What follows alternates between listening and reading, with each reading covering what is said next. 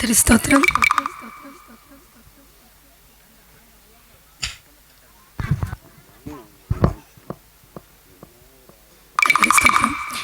நிலையங்கி தரித்து மார்பருகே பொற்கச்சையை கட்டி 7 குத்து விளக்குகளின் மத்தியில் இருப்பவரே உமக்கு ஸ்தோத்திரம் ஸ்தோத்திரம். சிரசு மயிர்வெண் பஞ்சை போலவும் உறைந்த மழையை போலவும் இருப்பவரே உமக்கு ஸ்தோத்திரம் ஸ்தோத்திரம். சத்தம் பெருவெள்ளத்து இரைச்சலை போலவும் முகம் வல்லமையாய் பிரகாசிக்கிற சூரியனை போலவும் இருப்பவரே உமக்கு ஸ்தோத்திரம் ஸ்தோத்திரம். எங்களை ஆட்கொண்டவரும் ஜீவிக்கிறவரும் நாங்கள் சேவிக்கிறவருமாயிருக்கிற எங்கள் அப்பன் இயேசு கிறிஸ்துவே உமக்கு ஸ்தோத்திரம் ஸ்தோத்திரம். அக்கா, நம்ம ஆண்டவரை வாழ்த்தியாச்சு, இனி சபையாரை வாழ்த்துவோமா? ஓ, வரவேற்றலாமே. தூரம் தீரிந்த சீயோனே. அக்கா நிறுத்துங்க. என்னங்க சபையாரை பார்த்து இப்படி சொல்லிட்டீங்க? உண்மையதானே சொன்னேன். நாம எல்லாரும் ஒரு காலத்துல ஆண்டரை விட்டு தூரமா தானே இருந்தோம். ஓ, அப்படியா சொல்றீங்க? அப்போ பாடுங்க பாடுங்க. தூரம் தீரிந்த சீயோனே, உன்னை தூக்கி எடுத்து கரத்திலே நீ தூரம் தெரிந்த சீயோனே, ஆரங்கள் பூட்டி அலங்கரித்து உன்னை அத்தன் மணவாட்டியாக்கினது என்னை. ஆரங்கள் பூட்டி அலங்கரித்து உன்னை அத்தன் மணவாட்டியாக்கினது என்னை. வந்தனம் சபையாரே, வந்தனம் சபையாரே.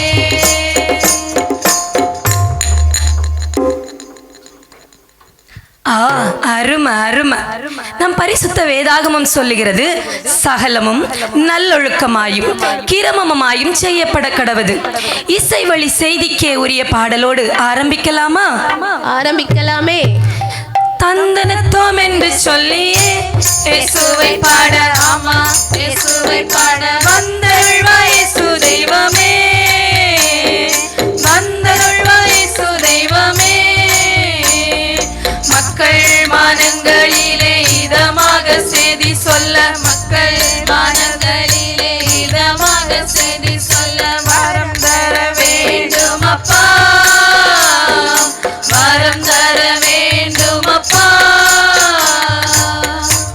வந்திருக்கும் அனைவருக்கும் ஆலங்கோடு இந்திய கிறிஸ்துவின் சபையின் சார்பாக வணக்கம் வணக்கம் வணக்கம். இன்றைய தியானத்திற்கான கதாபாத்திரம் யார் என்றால், யாரக்கா? Pit to prison, prison to palace என்று உயர்த்தப்பட்டவனே. ஓ, அவரா? எனக்கு தெரியும் எனக்கு தெரியும், யோசேப்பு தானே? ஆம், அவரே தாமா. இசை வழி செய்தியாக நாங்கள் சில உண்மைகளை சொல்ல விளைகின்றோம். யாக்கோபுடைய 12 குமாரரில் 11வது புதல்வனே நம் கதையின் கதாநாயகன் யோசேப்பு. ஒரு நாள் அருமையான மாலை பொழுது கீழ் திசையில் இருந்து தோன்றின சந்திரன் வெள்ளை பந்து போல ஆகாய மண்டலத்தில் ஜொலித்துக் கொண்டிருக்கிறது. காண்போர் கண்ணுக்கு கவின்மிகு காட்சியாக வானவீதியில் வெள்ளித்தட்டுக்கள் பரப்பினார் போல் விண்மீன்கள் மின்னிக் கொண்டிருக்கிறது. நிலவின் ஒளியில் விளையாடி மகிழ்ந்த யாக்கோபின் புதல்வர்களும் உணவருந்திய பின் தன் படுக்கைக்கு சென்றார்கள். பொழுது புலர்ந்தது, வைகரை பூத்தது. கதிரவன் தன் கடமைகளை ஆற்ற முற்பட்ட போது யாக்கோபின் புதல்வர்களும் தங்கள் கடமைகளை ஆற்ற முற்பட்டார்கள். அப்பொழுது அவர்களில் இளையவராக இருந்த யோசேப்பு என்பவன் தன் அண்ணன்களிடத்தில் பின்வருமாறு கூறுகிறான். என்ன சொன்னான் தெரியுமாக்கா? சொப்பனம் கண்டேனிதோ, திரையில் சொப்பனம் கண்டேனிதோ, திரையில் சொப்பனம் கண்டேனிதோ, சொப்பனம் கண்டேனிதோ. அருமை சகோதரர்களே, நீரானை வரும் அருகினில் வந்திடுவே. அருமை சகோதரர்களே,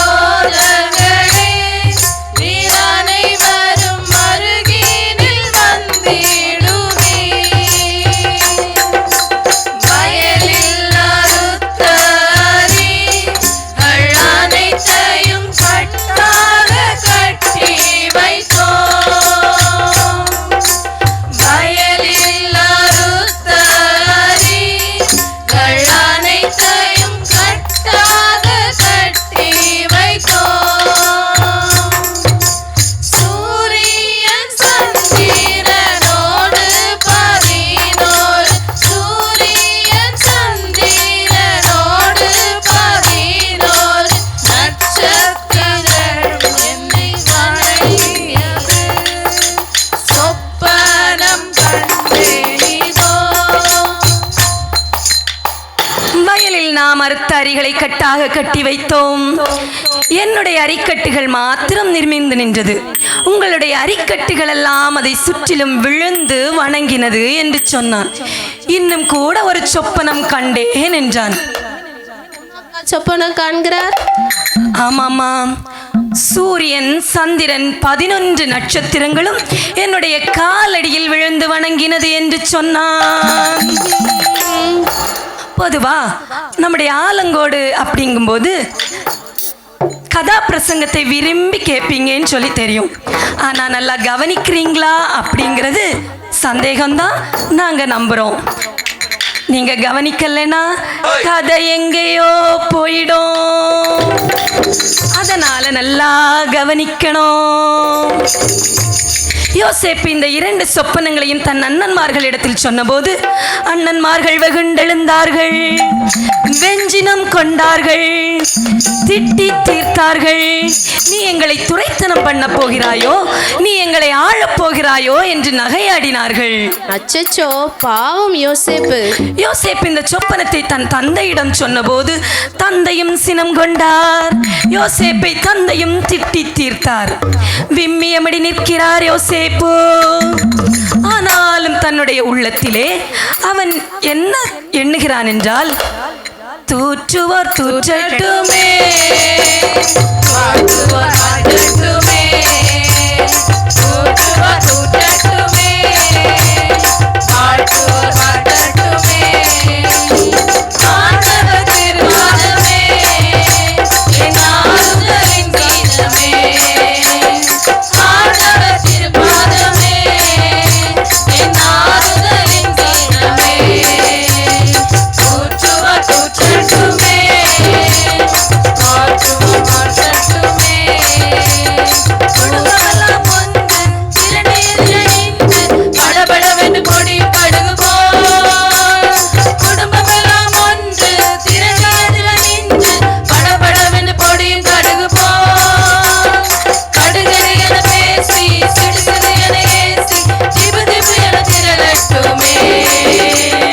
கடுகடு என ஏசி சிடுசிடு என ஏசி திபு திபு என திரளட்டுமே, தூற்றுவோர் தூற்றட்டுமே, வாழ்த்துவோர் வாழ்த்தட்டுமே, தூற்றுவோர் தூற்றட்டுமே, வாழ்த்துவோர் வாழ்த்தட்டுமே, ஆண்டவர் திருப்பாதமே என் ஆறுதலின் கீதமே, ஆண்டவர் திருப்பாதமே என் ஆறுதலின் கீதமே.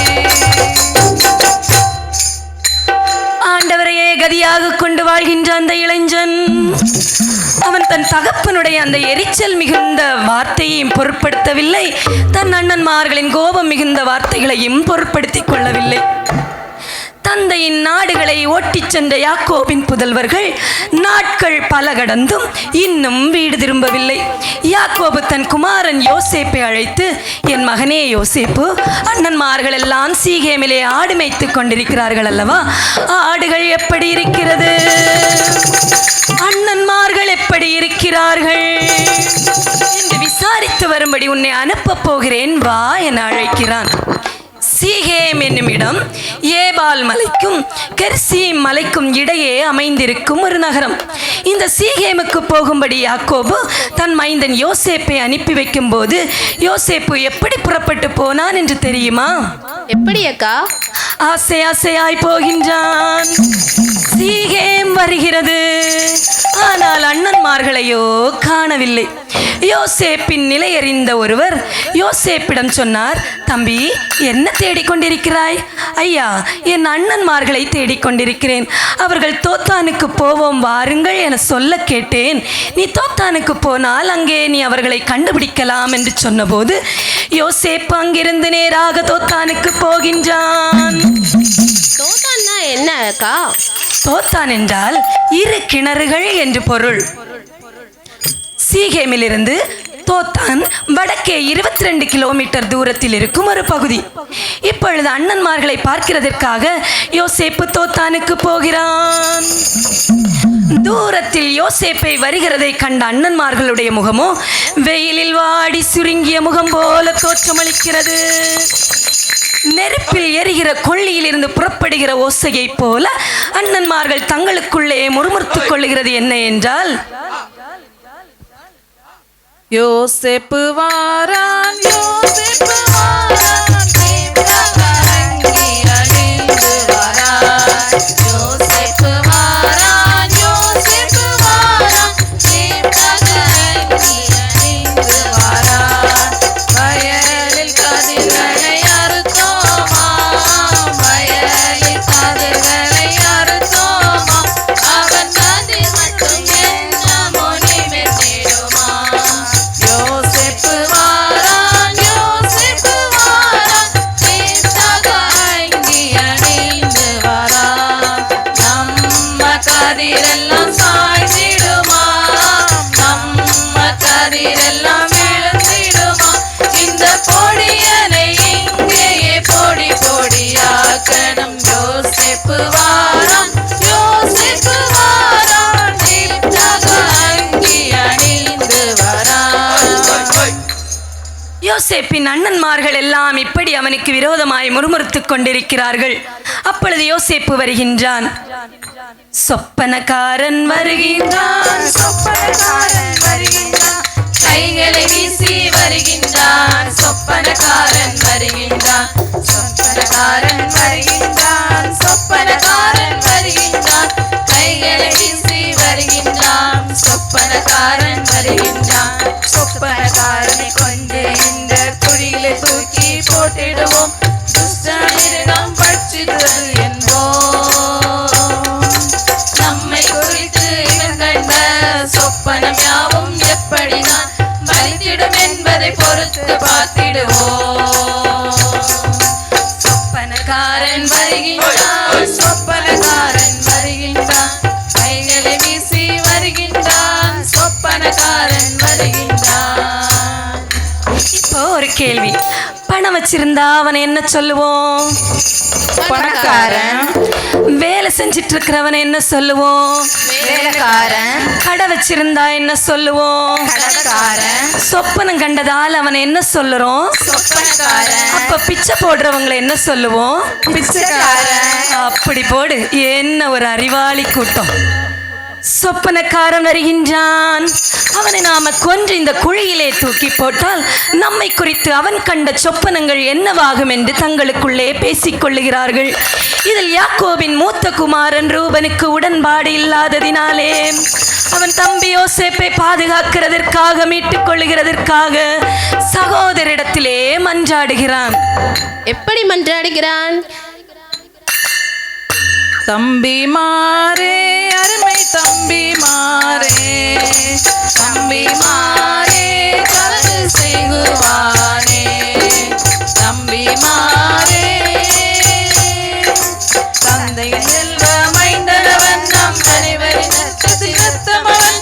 தந்தையின் செல்வ மைந்தனவன், நம் அனைவரின் ரத்தத்தில் ரத்தமவன். தொட வேண்டாம், பயப்பட வேண்டாம், குருதியோ சிறிதுமே சிந்திட வேண்டாம். தம்பி மாறே, அருமை தம்பி மாறே, தம்பி மாறே, தவறு செய்குவாரே.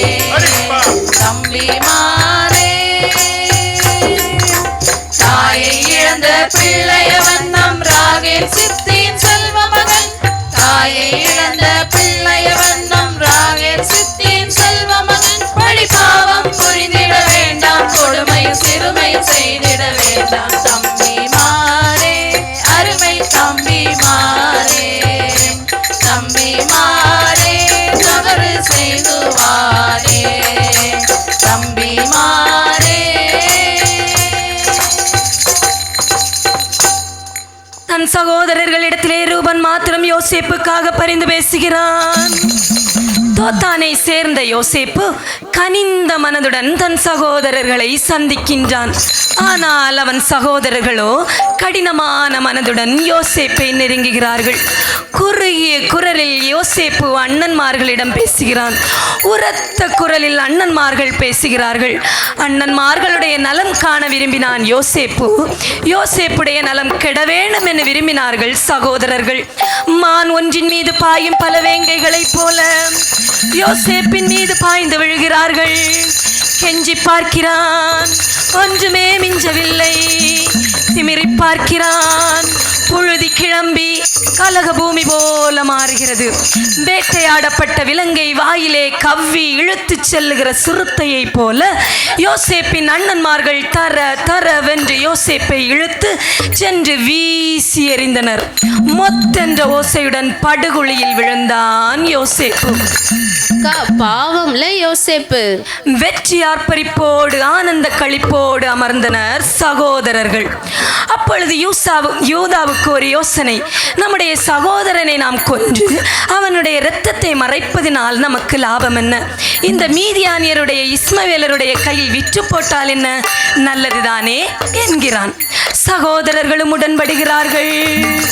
மறுபடியும் யோசேப்பை அந்த படுகுழியில் இருந்து தூக்குகிறார்கள். யோசேப்பை வழியிலே எடுக்கிறார்கள். மீதியானியரான இஸ்மவேலரின் கையிலே 20 வெள்ளி பணத்துக்கு யோசேப்பை அண்ணன்மார்கள் விற்று போடுகிறார்கள். பின்பு தந்தையை ஏமாற்றுவதற்காக ஒரு வெள்ளாட்டு கடாவை அடித்து யோசேப்பின் பல வருண அங்கியை இரத்தத்திலே தோய்த்து எடுத்து தந்தையிடம் கொண்டு போய் கொடுத்து, அப்பா, இதை நாங்கள் இங்கே கண்டெடுத்தோம், இது உம்முடைய குமாரனுடைய அங்கியா என்று பாரும் என்று சொல்லுகிறார்கள். யாக்கோபு பார்த்து, ஏதோ துஷ்டமிருகம் என் மகனை பட்சித்து போட்டது என்று யாக்கோபு கதறுகிறான். பொய் சொன்னாங்களாக்கா? ஆமாம். யோசேப்பு எகிப்து தேசத்திற்கு போகிற இஸ்மவேலர்கள் யோசேப்பை எகிப்து தேசத்திற்கு கொண்டு போனார்கள். அங்கே பார்வோனின் பிரதானிகளில் ஒருவனும் தலையாரிகளுக்கு அதிபதியுமாகியிருந்த போத்திபார் என்பவரின் வீட்டிலே யோசேப்பை விற்பனை செய்கிறார்கள். யோசேப்பு போத்திபாரின் வீடு எப்படி இருந்திருக்கும் என்று நினைக்கிறீர்கள்? எப்படி இருந்திருக்கும் அக்கா? கண்ணை கட்டி காட்டில் விட்ட மாதிரி தான் இருக்கும். ஓய்வெடுக்கிறதற்கு நல்ல வசதி இருந்திருக்காது. நல்ல உணவு ஏதுமே கிடைத்திருக்காது. கடினமான வேலைகள் அவனுக்காக ஒதுக்கப்பட்டிருக்கும். அதிகமான நேரம் வேலை வாங்கப்பட்டிருப்பான். ஏனென்றால் அவன் விலைக்காக கொல்லப்பட்டவன். கர்த்தரோ கூட இருந்தார், காரிய சித்தியோ அடைந்தார். கர்த்தரோ கூட இருந்தார், காரிய சித்தியோ அடைந்தார். எடுத்த காரியத்தில் வெற்றி அடைந்தார், எடுத்த காரியத்தில் வெற்றி அடைந்தார். போத்திபாரின் வீட்டிலே அதிகாரியானார், போத்திபாரின் வீட்டிலே அதிகாரியானார். கர்த்தரோ கூட இருந்தார், காரிய சித்தியோ அடைந்தார். கர்த்தரோ கூட இருந்தார், காரிய சித்தியோ அடைந்தார். யோசேப்பின் மூலமாக எகிப்தியன் வீட்டை, யோசேப்பின் மூலமாக போத்திபார் வீட்டை தேவனாகிய கர்த்தர் அங்கே ஆசீர்வதித்தார், தேவனாகிய கர்த்தர் அங்கே ஆசீர்வதித்தார். கர்த்தரோ கூட இருந்தார், காரிய சித்தியோ அடைந்தார். கர்த்தரோ கூட இருந்தார், காரிய சித்தியோ அடைந்தார். அயல் நாடு அயல் மொழி பேசும் மக்கள் இவர்களோடு ஒரு அடிமை வாழ்க்கை வாழ முதல்ல ரொம்பவே கஷ்டப்பட்டிருப்பான். அந்த கஷ்டப்பட்ட வாழ்க்கையின் மத்தியில் தான் கர்த்தர் அவனை உயர்த்துகிறார். 2 தீமோத்தேயு 2:22 பவுல் சொல்றாங்க, அன்றியும் பாலியத்திற்குரிய இச்சைகளுக்கு நீ விலகி ஓடி சுத்த இருதயத்தோடே கர்த்தரை தொழுது கொள்ளுகிறவர்களுடனே நீதியையும் விசுவாசத்தையும் அன்பையும் சமாதானத்தையும் அடையும்படி நாடு என்ற வசனத்தின்படியே போத்திபார் வீட்டில் யோசேப்பு உலக இச்சைக்கு விலகி ஓடினான். அதனால் சிறையில் அடைக்கப்பட்டிருப்பான். இப்ப யோசேப்பின் மனம் எப்படிப்பா இருந்திருக்கும்? எப்படி இருந்திருக்கும் அக்கா? தேம்பி தேம்பி அழுகின்றான். நாவெல்லாம் வறண்டிருக்கும். அங்கிருந்தவர்கள் எல்லாம் ஏளனமாய் பார்த்திருப்பார்கள். மனம் சுக்குநூறாய் உடைந்து போயிருப்பான். ஆனால் போத்திபார் விதிக்கின்ற அந்த சிறை தண்டனை தான் யோசேப்பை தனக்கும் மேலதிகாரியாக உயர்த்தப் போகிறது என்பதை அந்த போத்திபார் அறிந்திருக்கவில்லை. சிறை தண்டனை விதிக்கப்படுகிறது. சிறைச்சாலையில் இருக்கின்றான் யோசேப்பு. சிறைச்சாலைக்காரனின் கண்களில் தயை கிடைக்க பண்ணினார் ஆண்டவர். காரணம், கர்த்தர் யோசேப்போடே இருந்தார். அவன் காரிய சித்தி உள்ளவனானான். கொஞ்ச நாளைக்கு பிறகு பார்வோனின் அரண்மனையில் வேலை பார்க்கும் இருவர் குற்றம் செய்ததற்காக அவர்களில் சிறைச்சாலையில் அடைத்தார்கள். அப்போது ஒரு நாள் 2 பேரும் கனவு காண்கிறார்கள். ஆனால் அதோட அர்த்தம் சொல்ல ஆளில்லை. அதனால் சோகமாக உட்கார்ந்திருக்கின்றார்கள். அப்பொழுது நம்ம யோசேப்பு அண்ணன் அவங்க கிட்ட கேட்குறாங்க, ஏன்பா சோகமா இருக்கீங்க? அவங்க 2 பேரும் சொன்னாங்க, நாங்க கனவு கண்டோம் யோசேப்பே, ஆனால் அதுக்கு பொருள் சொல்ல யாருமே இல்லையப்பா, எங்களுக்கு விளக்கம் வேணும் அம்மப்பா.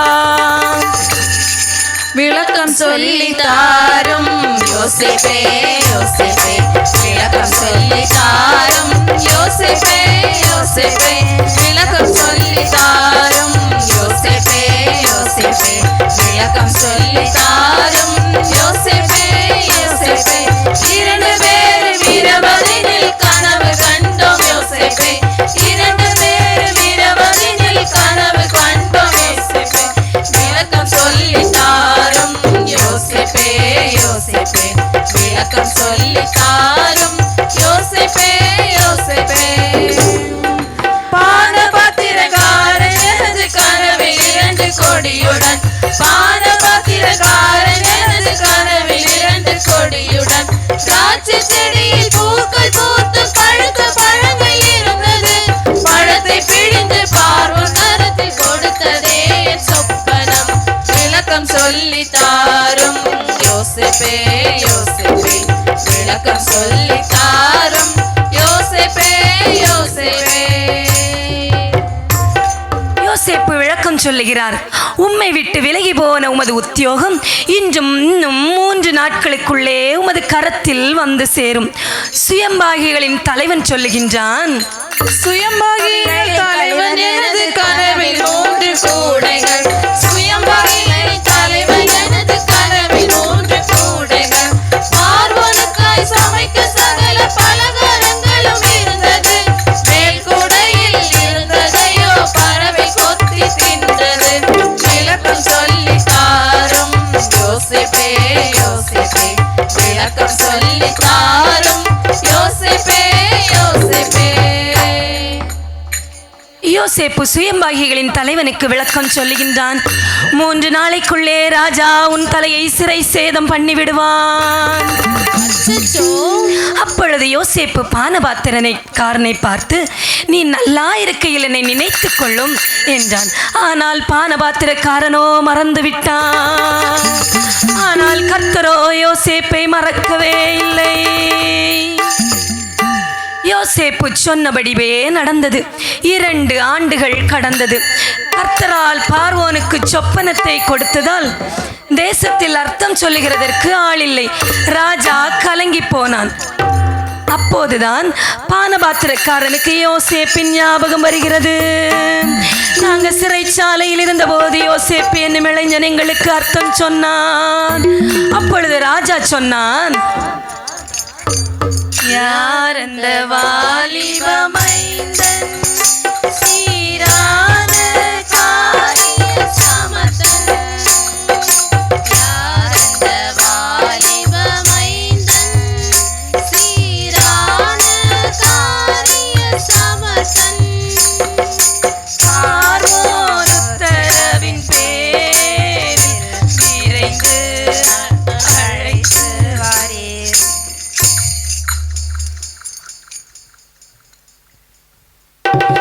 பார்வோன் யோசேப்பை அழைத்து வரும்படி கட்டளை கொடுக்கின்றான். அவன் சவரம் செய்யப்பட்டவனாக, அழகான ஆடை அணிவிக்கப்பட்டவனாக அரண் சூழ் மதில் கொண்ட அரண்மனைக்குள் வருகின்றான். பிரதானமான அரண்மனையின் தலைவாயில் கதவு யோசேப்புக்கு அவனுக்காக திறக்கப்படுகிறது. அரண்மனைக்குள் நுழைகின்றான் யோசேப்பு. யோசேப்பை வியந்து பார்ப்பதற்காக வரிசை வரிசையாக அரண்மனை பணியாளர்களின் கூட்டம். அங்கே ராஜா தன்னுடைய உயர்ந்த சிங்காசனத்தில் கவலை தோய்ந்த முகத்துடன் உட்கார்ந்திருக்கின்றான். அவன் முன் யோசேப்பு வந்தான். அவனை பார்த்து ராஜா சொன்னான், என்ன அக்கா சொன்னார்? இளைஞன் யோசேப்பே, 2 சொப்பனம் கண்டேன் கண்டேன் கண்டேன். கனவினை சொல்லி அர்த்தத்தை உரைக்க தேசத்தில் எவரும் இல்லை. சொப்பனம் சொல்லுவேன், அர்த்தம் சொல்லுவாய் நீயே. நீ அர்த்தம் சொல்லுகிறவன் என்று கேள்விப்பட்டேன். நான் கனவை சொல்லுகிறேன், நீ அர்த்தம் சொல்லு என்று யோசேப்பிடே கூறுகின்றான். நானல்ல நானல்ல நானல்ல கர்த்தரே பாவனே, மங்களம் வாக்குரைப்பார். யோசேப்பு அர்த்தத்தை கூறுகின்றான். தேசத்திலே 7 ஆண்டு செழிப்பு, மறுபடியும் 7 ஆண்டு பஞ்சம். செழிப்புள்ள காலியத்தில் தானியத்தை சேர்த்து வைத்து வேண்டும். கர்த்தர் உமக்கு அறிவுறுத்துகின்றான். ஆகையாலே நீர் அதற்கு ஞானமும் விவேகமும் உள்ள மனுஷனை தேடி இதற்கென்று நியமிப்பீராக என்றான். அதற்கு ராஜா சொல்லுகிறான், தேவ ஞானம் பெற்ற இந்த மனுஷனுக்கு ஈடாக ஞானமுள்ள வேறு யார் இருக்கிறார்கள்? ஆகையால் நீ என் அரண்மனைக்கு அதிகாரியாயிருப்பாய். உன்னுடைய வாக்கின்படி என்னுடைய பணியாளர்கள் அடங்கி நடப்பார்கள் என்று தன் கையில் இருந்த முத்திரை மோதிரத்தை வாங்கி அவனை 2வது ரதத்தில் ஏற்றி மெல்லிய வஸ்திரம் தரித்து தண்டனிட்டு பணியுங்கள் என்று கட்டளையிட்டான்.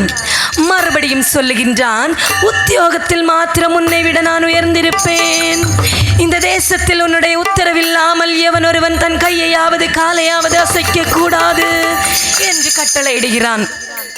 17 வயதில் தன் தந்தையின் நாடுகளை மேய்த்தவன் 30 வயதினிலே தேசத்திற்கு அதிகாரியாக உட்கார்ந்திருக்கின்றான். கண்ணீரின் பாதையில் நடந்தவன் இப்பொழுது சிம்மாசனத்திலே சிரிக்கின்றான். தாழ்ப்பு தாழம்பு இளைய மைந்தன் யோசேப்பு, தாழ்ப்பு தாழம்பு இளைய மைந்தன் யோசேப்பு, பூ பூ பூரிப்பு சிம்மாசனத்தில் சிரிப்பு, பூ பூ பூரிப்பு சிம்மாசனத்தில் சிரிப்பு. தாழ்ப்பு தாழம்பு இளைய மைந்தன் யோசேப்பு, தாழ்ப்பு தாழம்பு இளைய மைந்தன் யோசேப்பு. மல்லிப்பூ லில்லிப்பூ கீபோர்ட் நல்ல வாசிப்பு, மல்லிப்பூ லில்லிப்பூ கீபோர்ட் நல்ல வாசிப்பு. தித்திப்பூ தித்திப்பூ தினமும் வேதம் வாசிப்பு, தித்திப்பூ தித்திப்பூ தினமும் வேதம் வாசிப்பு. தாழ்ப்பு தாளம்பு இளைய மைந்தன் யோசேப்பு, தாழ்ப்பு தாளம்பு இளைய மைந்தன் யோசேப்பு. சிம்மாசனத்தில் அமர்ந்திருக்கின்றான் யோசேப்பு. ஆனால் அவனுடைய தாய் தந்தையோ அருகில் இல்லை. அந்த ஸ்தானத்தில் ராஜாவே நின்று திருமணம் செய்து வைக்கின்றான்.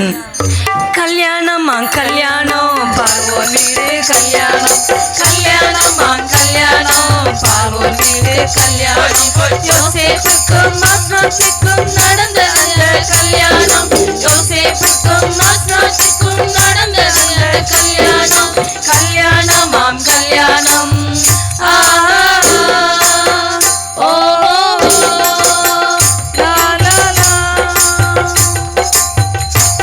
நல்ல வாழ்க்கை கிடைத்தது யோசேப்புக்கு. சிம்மாசனத்தில் உட்கார்ந்து படி அளக்கின்றான். தன் அண்ணன்மார்களும் பஞ்சம் நிமித்தமாக தானியம் கொள்ள வந்திருக்கிறார்கள். அவர்களையும் போஷித்தான். அவர்களை மனப்பூர்வமாக மன்னித்து கட்டி தழுவி கண்ணீர் சிந்தி சேர்த்து கொண்டான். பின்பு அவர்கள் குடும்பத்திற்கு தேசத்தை கொடுத்தார். யாக்கோபுக்கு யோசேப்பின் மடியில் மரித்தான் யாக்கோபு. அன்பானவர்களே, யோசேப்பை போல சகோதரர்களால் பகைக்கப்பட்ட ஒதுக்கப்பட்ட அனுபவமா? குழியின் அனுபவமா, சிறைச்சாலையின் அனுபவமா, எதுவாயினும் யோசேப்பை போல எல்லா காரியங்களிலும் கீழ்ப்படிவோம். சகோதர சிநேகத்திலே நிலைத்திருப்போம். நல்ல சாட்சியாய் வாழ்வோம். ஆண்டவரோடு இணைந்து வாழ்வோம் என்று கூறி இத்தோடு எங்கள் நிகழ்ச்சியை நாங்கள் நிறைவு செய்கிறோம். வாழ்க வாழ்க வாழ்க வாழ்க இயேசு நாமம் வாழ்கவே. வாழ்க வாழ்க வாழ்க வாழ்க அனைவர் வாழும் வாழ்கவே. அம்மா மாறும் வாழ்கவே. ஐயா மாறும் வாழ்கவே. அக்கா மாறும் வாழ்கவே. அண்ணன் மாறும் வாழ்கவே. தம்பி மாறும் வாழ்கவே. தங்கச்சி மாறும் வாழ்கவே. வாழ்க வாழ்க வாழ்க வாழ்க இயேசு நாமம் வாழ்கவே. வாழ்க வாழ்க வாழ்க வாழ்க அனைவர் வாழும் வாழ்கவே. ஆலங்கோடு இந்திய கிறிஸ்து சபை வாழ்கவே. ஆலங்கோடு இந்திய கிறிஸ்து